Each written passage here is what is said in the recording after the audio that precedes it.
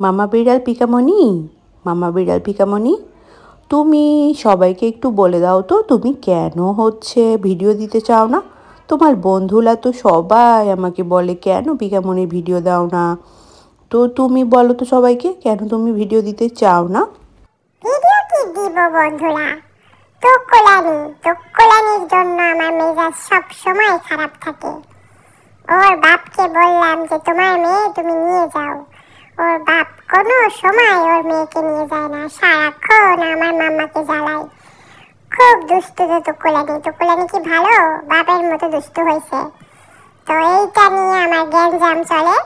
Video করার কি mood থাকে আমার, সেই জন্য আমি তোকলানির সাথে এক ঘরে বসবাস করতে চাই না, আমার রাগ লাগে। সেই জন্য তোমাদের সাথে ভিডিও দেওয়া হয় না বন্ধুরা, কিন্তু আমি তোমাদেরকে অনেক বেশি ভালোবাসি। আমি এখন কম্পিউটারের নিচে ঢুকে টুক করে ঘুমিয়ে পড়ার একটা পায়তারা করছি, কারণ আমি শীতকালে আমি আমার মাম্মার সাথে ঘুমোতে খুব পছন্দ করি।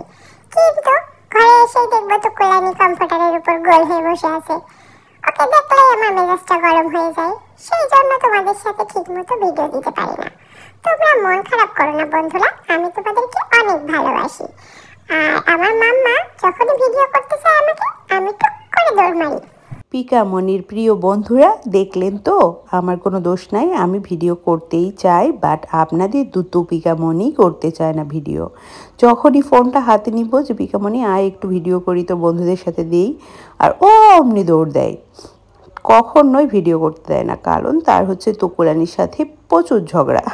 তোকলানির সাথে ঝগড়ার কারণেই আসলে এরকম ও আমার রুমে আর আসতে চায় না, অন্য রুমে শুয়ে থাকে বা ডাইনিং টেবিলের নিচে যেখানে টুকুলানি যায় না।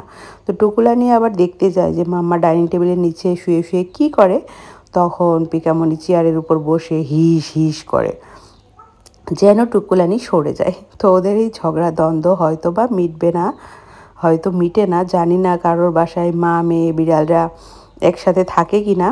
বাট আমার পিকামণি আগে টুকুলানিকে খুবই ভালোবাসতো, প্রচুর কেয়ার করতো, দুধু খাওয়াতো। এখন সে একদমই তার বাচ্চাকে দেখতে পারে না। কি করব আমি বলুন, প্রচুর ওদেরকে মিল করানোর চেষ্টা করেছি এবং টুকুসকে নিয়ে যে পিকাচুর বুকে দিয়েছি, কিন্তু কোনোভাবেই পিকাচু আর মেনে নেয় না। আমি এটা করতে গিয়ে আমার হাতের অনেক জায়গায় সিলে দাগ হয়ে গেছে, মানে সিলে বলতে আঁচড় লেগে পিকাচু টুকুসের।